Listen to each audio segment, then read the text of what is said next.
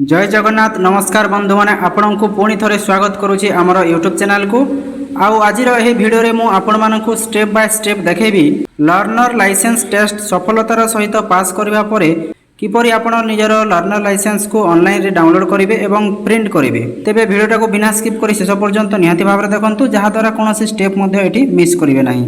तो चलतु आरंभ करवा। सर्वप्रथम आपण को लर्नर लाइसेंस डाउनलोड करने सारथी परिवहन ऑफिशियल वेबसाइट को आसवाक पड़ो। तो यही वेबसाइट रो लिंक मु वीडियो डिस्क्रिप्शन में देदेवी। आप सीधा सड़क से लिंक उपर क्लिक कर यह पेज को आसीपारे।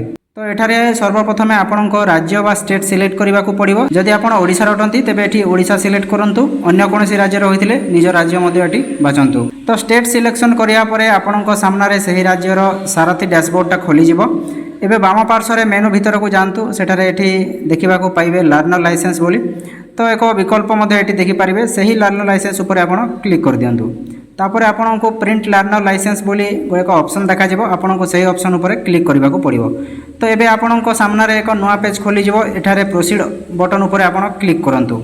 तापर आपण को एठी सर्च ऑप्शन मध्य एप्लिकेशन नंबरटा को सिलेक्ट करनेबे। एबे जेतेबेले आपण लर्नर लाइसेंस पई आवेदन करथिले सेतेबेले आपण को जो एप्लिकेशन नंबरटा मिलिथिला तो सही एप्लिकेशन नंबरटा को एठारे सटीक भाव में एंटर करनियंतु।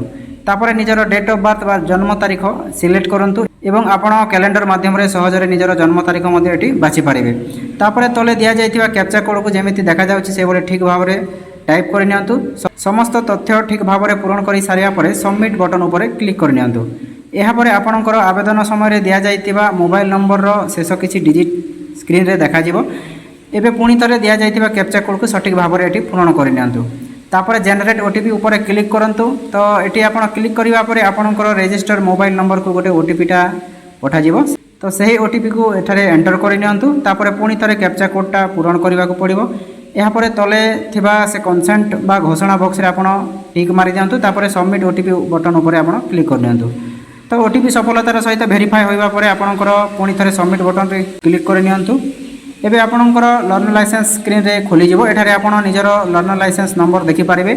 एहा सहित आपणकर नाम बाबांक नाम ठिकाना जन्म तारीख फोटो एवं लाइसेंस संबंधी समस्त तथ्य एटी देखि पारिबे।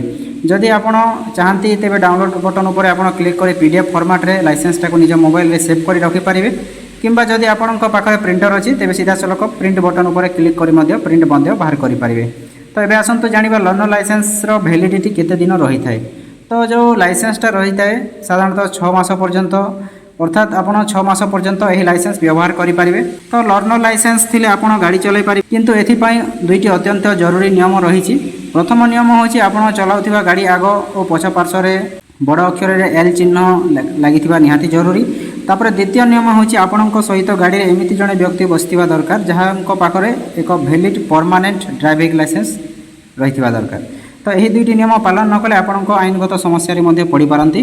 सेतिपाई सब बेले यही दुईटी नियम को मानि गाड़ी चलांतु। जदि आपण तलकु तल स्क्रॉल करेंगे तेबे एठारे आपणकर लाइसेंस केउ तारीख रो केउ तारीख पर्यंत वैलिड रहिबो से संबंधी मध्ये एठी तथ्य देखि पारिबे।